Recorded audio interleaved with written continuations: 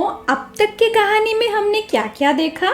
हमने जाना लेंचो के बारे में, जो एक पुअर फार्मर जो अपनी खेती को, अपनी वन एंड ओनली पोजीशन को जो है, अपने चहीते खेती को जो है बहुत प्यार से सींचता है।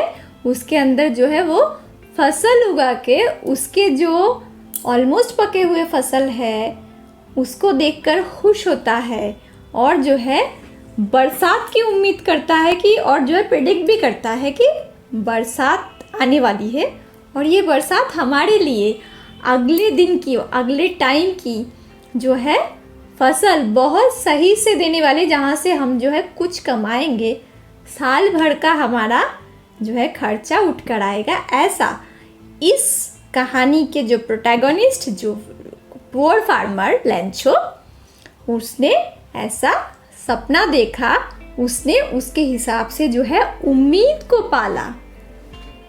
उसके बाद क्या हुआ? उसके बाद लेंचो के हिसाब से बरसात भी आई। जैसे वो एक्सपीरियंस्ड इंसान जैसे प्रिडिक्ट किया वैसे ही बरसात आती है। बरसात को पहले एंजॉय भी करते हैं ये लोग। And when he returned he exclaimed, these aren't the big drops, these aren't raindrops falling from the sky।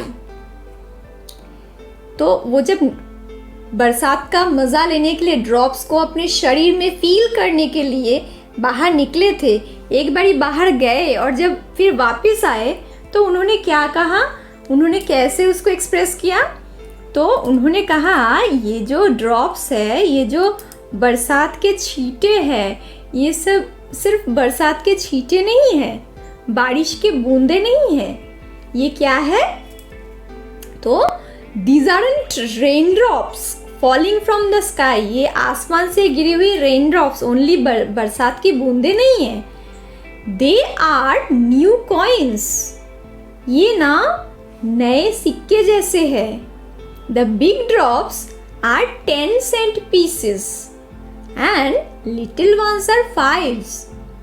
तो हर फार्मर जब भी वो खेती करता है उसके बाद वो यही सोचता है फसल उगेंगे, सही से उगेंगे और वो उससे जो है पूरे साल भर का उसका खर्चा वो उठाएगा वहाँ से। तो खेती जितनी अच्छी होगी, जितनी अच्छी फसल होगी, उसका सही से दाम मिलेगा और वो उसके साल भर का खर्चा निकालेगा। तो इनके लिए भी जो है ये कुछ अलग नहीं था, it was nothing exceptional.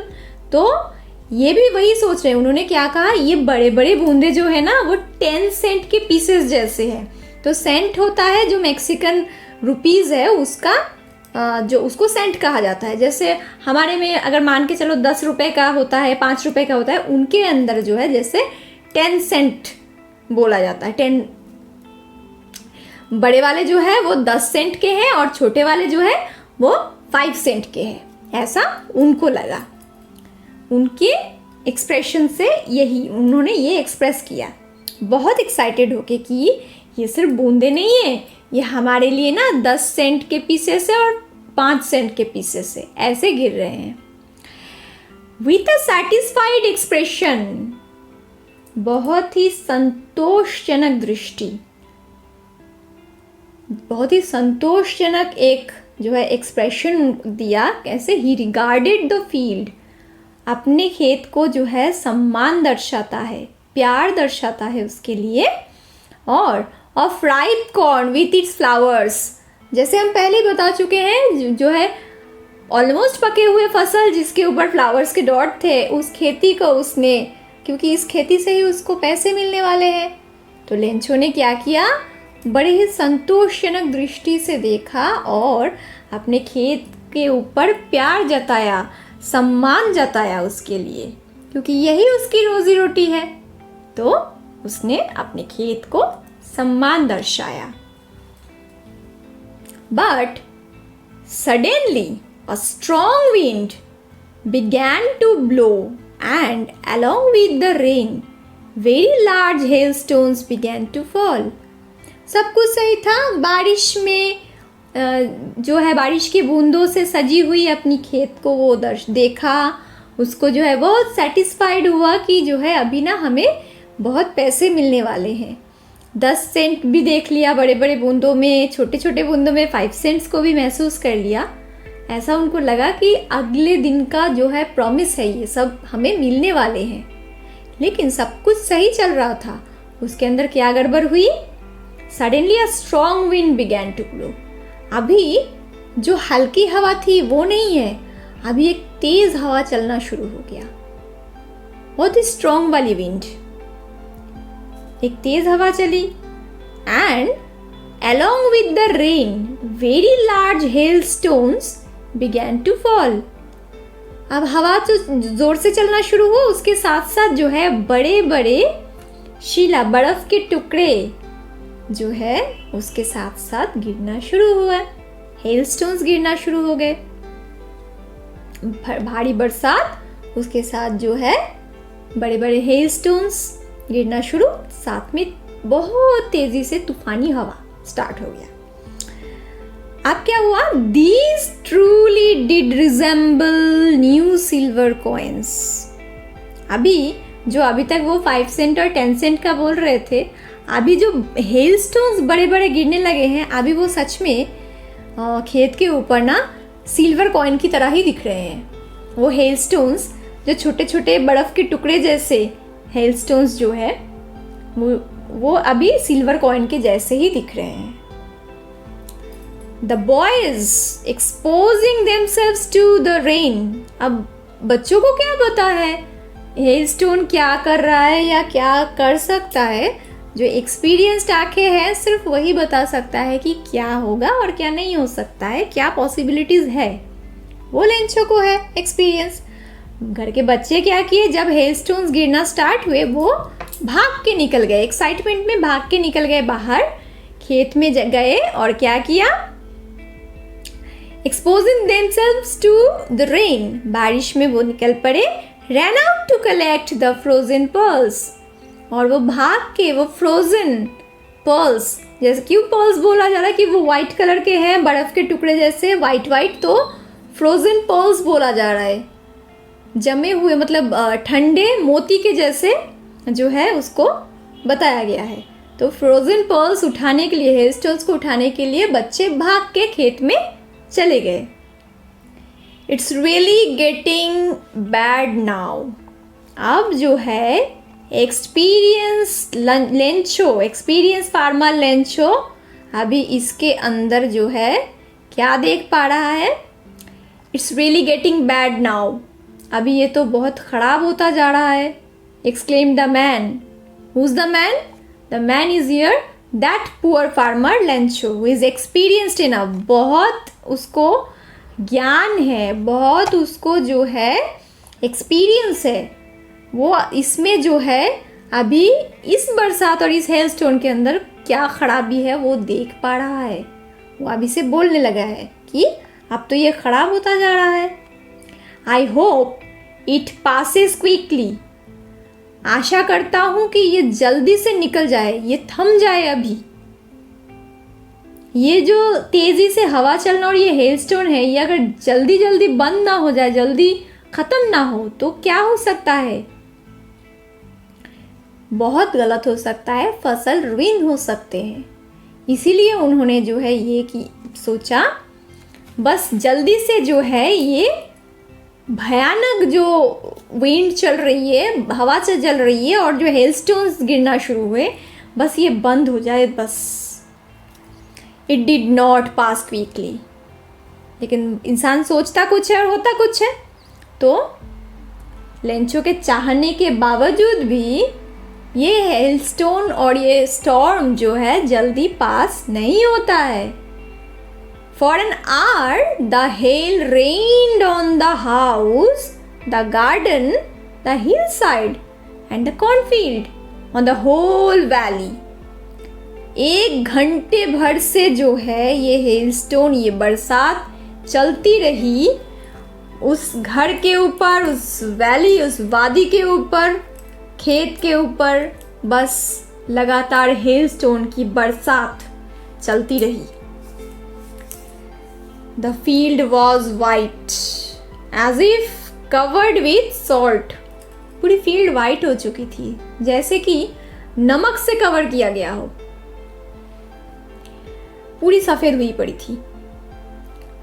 Not a leaf remained on the trees. एक पत्ता भी नहीं रहा पेड़ पौधों के ऊपर। The corn was totally destroyed. फसल पूरी तरह से खराब हो चुकी थी, ruined हो चुकी थी। The flowers were gone from the plants. पेड़ पौधों से जो है, जो ऑलमोस्ट पके हुए जो फसल के ऊपर जो डॉटेड दिख रहे थे, जो नेक्स्ट के लिए जो प्रॉमिस दिख रहे थे, वो फ्लावर्स अभी दे आर गॉन, वो अब नहीं रहे। सारे फ्लावर्स तो गिर गए, झड़ गए। लेंचो's soul was filled with sadness. जाहिर सी बात है, लेंचो की आत्मा, लेंचो के दिल के अंदर जो है दुख का तूफान, सैलाब आ गया, दुख से भर गया। When the storm had passed, जब तूफान थम गया finally, he stood in the middle of the field. अपनी खेती के बीचों बीच खड़े होकर क्या कहा उसने? Said to his sons, अपने बच्चों से कहा, a plague of locusts. Locust कौन है? कुछ इंसेक्ट्स होते हैं जो झुंड में फसल खराब करने के लिए आते हैं, सीजन वाइज आते हैं। वो साल के एक टाइम के अंदर वो ऐसे झुंड में आते हैं और फसल खराब करते हैं। तो plague of locust would have left more than this. अगर इससे मतलब अगर कोई लोकस्ट का झुंड भी आता, वो कीड़े का झुंड भी आता, तो भी जो फसल खराब करती, उससे भी बदतर तरीके से इस हेल स्टॉर्म ने जो है फसल खराब की है। कुछ नहीं छोड़ा। वो फिर भी कुछ छोड़ते, लेकिन इसने तो कुछ नहीं छोड़ा, सारे फसल खराब कर दिए। The hail has left nothing. इस तूफान, इस बारिश ने कुछ नहीं छोड़ा। This year we will have no corn. सारे फसल तो खराब हो गए, तो इस साल हमारे पास कोई फसल नहीं होगी। That night was a sorrowful one.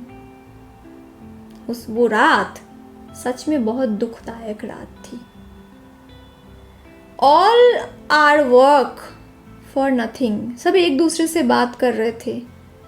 हमारी मेहनत तो पूरी तरीके से बेकार गई।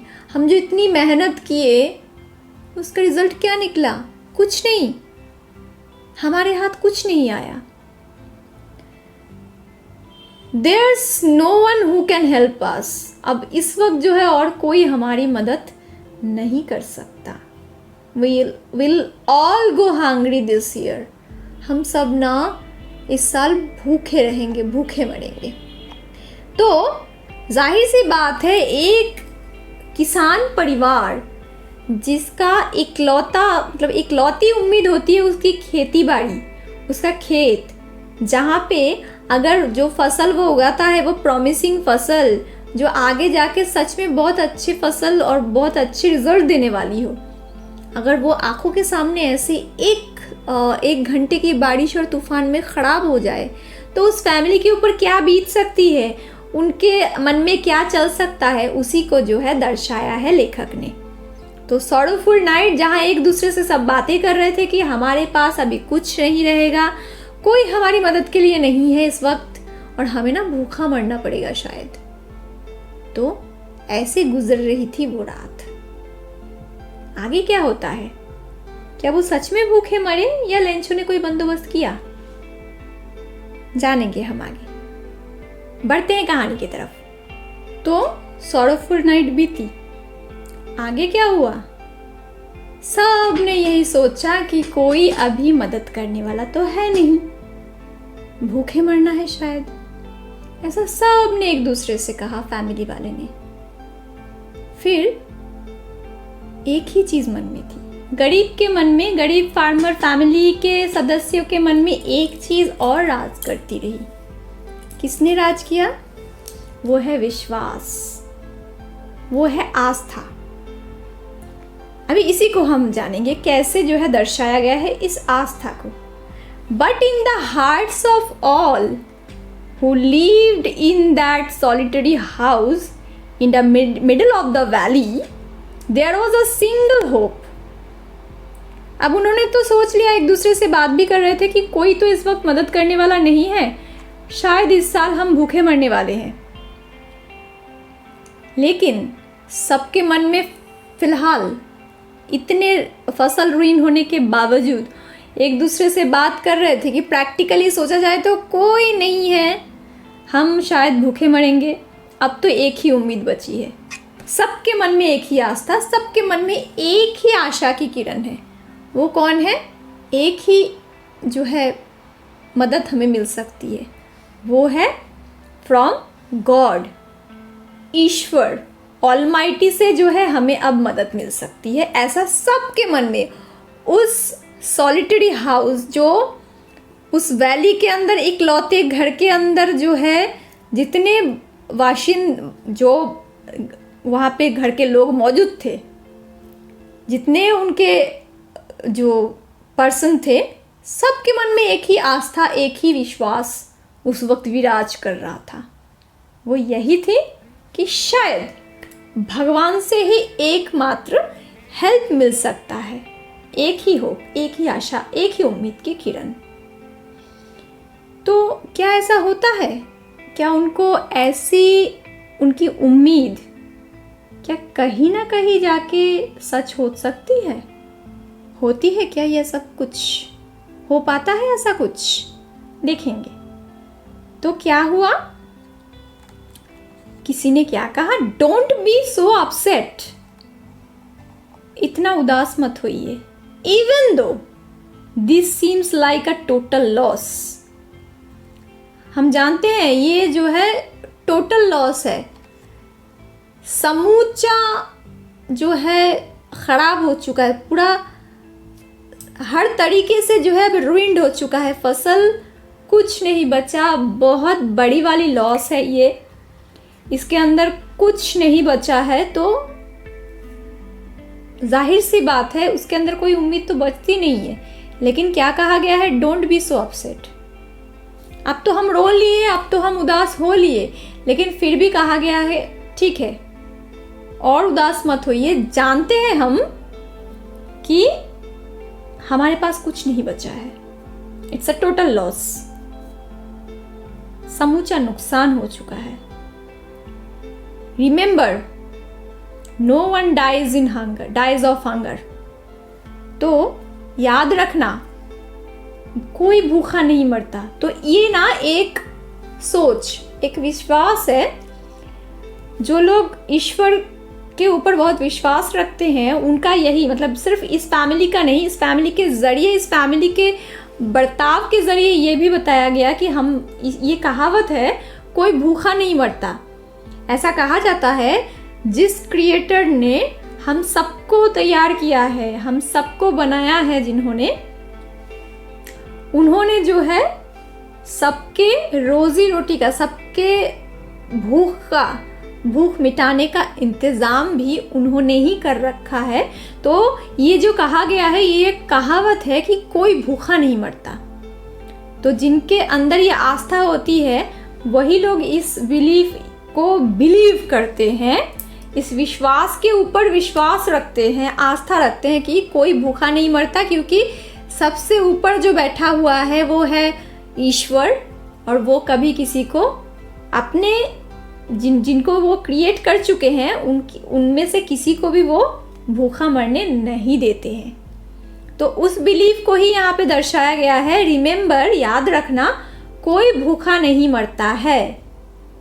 तो इतने अपसेट होने की ज़रूरत नहीं है। यहाँ पे जो है एक स्ट्रॉन्ग बिलीफ को दर्शाया गया है, वो है ईश्वर के प्रति आस्था। That's why they say, इसीलिए तो कहते हैं no one dies of hunger। इसीलिए कहते हैं, जैसे मैंने कहा कि ये एक कहावत है कि ऑलमाइटी, जिन्होंने सबको तैयार किया है, सबको रचा है, उस विधाता ने, वो विधाता कभी किसी को भूखे मरने नहीं देता है। तो उसी बिलीफ को, दैट्स वाई, इसीलिए वो लोग कहते हैं, वो लोग क्या महान लोग, कि इनके ऊपर, ये तो बहुत गरीब लोग हैं, जहाँ से जितना सुना है इन्होंने, जितनी बातें इन्होंने सुनी है, जहाँ उनका विश्वास तैयार हुआ है, सिर्फ उसी विश्वास के ऊपर इनको जो है रख के चलना है, आस्था रख के चलना है, उसी पे जो है अपनी उम्मीद टिका के चलना है। तो इसीलिए बोल रहे हैं, इसीलिए तो कहते हैं कि कोई भूखा नहीं मरता, क्योंकि उनके अंदर वो बिलीफ है कि ऑलमाइटी यानी विधाता जिन्होंने सबको बनाया, वो किसी को भूखा मरने नहीं देते हैं। ऑल थ्रू द नाइट, पूरे रात भर, Lencho thought only of his one hope. तो अब लेंचो के पास कुछ नहीं बचा है, फसल पूरी तरह से खराब हो चुकी है। रात भर ये लोग दुख से जो है बिलाप करते रहे कि जो है हाँ ठीक है, फसल खराब हो गए, हमारे पास कुछ नहीं बचा, शायद इस साल हम भूखे मरेंगे, सब कुछ हो गया। लेकिन आगे जाके उनको क्या ये हुआ, महसूस हुआ कि वो बिलीफ, एक ही उम्मीद है, सिर्फ वो विधाता ईश्वर जिन्होंने सबको रचा है, वो हमारे लिए भी कुछ सोचे हैं।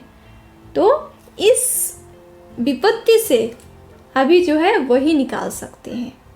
तो ऑल थ्रू द नाइट, पूरी रात भर लेंचो ने सिर्फ अपने उस उम्मीद के बारे में सोचा। वो उम्मीद कौन है? वो है ऑलमाइटी, विधाता, ईश्वर, या लेंचो के स्ट्रॉन्ग बिलीव, जो उसका फार्म बिलीव है, उसका जो विश्वास है, उसकी जो आस्था है, वो है ईश्वर के प्रति आस्था। उसी आस्था पे टिके हुए, उसी आस्था पे एकमात्र उम्मीद लगाते हुए लेंचो पूरी रात गुजारता है। पूरी रात भर उसी उम्मीद के बारे में वो सोचता है। द हेल्प ऑफ गॉड, ईश्वर से सहायता, ईश्वर उनकी सहायता करेंगे, ये विश्वास उनको है, उनको था। किसको? लेंचो को।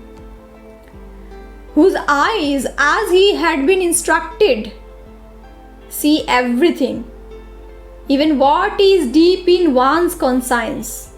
तो जो लोग ईश्वर पे आस्था रखते हैं, वो लोग यही जानते हैं, या लेंचो ऐसा सुन चुके हैं, ऐसा वो विश्वास रखते हैं कि भगवान की आंखों से तो कुछ भी छुपा हुआ नहीं है। जो किसी के अवचेतन मन के अंदर चलते हुए प्रॉब्लम्स को, बातों को जान लेते हैं, तो इतनी बड़ी प्रॉब्लम जो लेंचो फेस कर रहे हैं, उनका जो है उसको भी वो जानेंगे, समझेंगे और ज़रूर जो है उसका उपाय निकालेंगे, ऐसा लेंचो को लगता है। तो क्या सच में भगवान ने ऐसा कुछ देखा या उनकी मदद की? देखते हैं लेंचो को आखिर में मदद मिल पाती है या नहीं। Lencho was an ox of a man.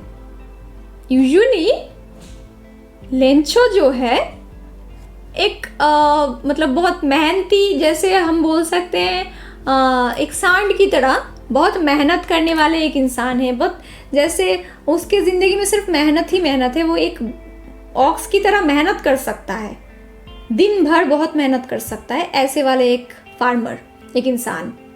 लेकिन उसको थोड़ी बहुत पढ़ाई लिखाई भी आती थी, थोड़ी बहुत, बहुत कम, लेकिन थोड़ा बहुत पढ़ाई लिखाई वो जानता था। But still he knew how to write. वो एक पशु की तरह खेत में काम तो कर सकता था, लेकिन ऐसा नहीं था बिल्कुल अनपढ़ था। वो थोड़ा बहुत लिखना पढ़ना जानता था, वो जानता था कैसे लिखना होता है। द फॉलोइंग संडे, तो उसने क्या किया, उसके ज्ञान को वो कैसे अप्लाई किया।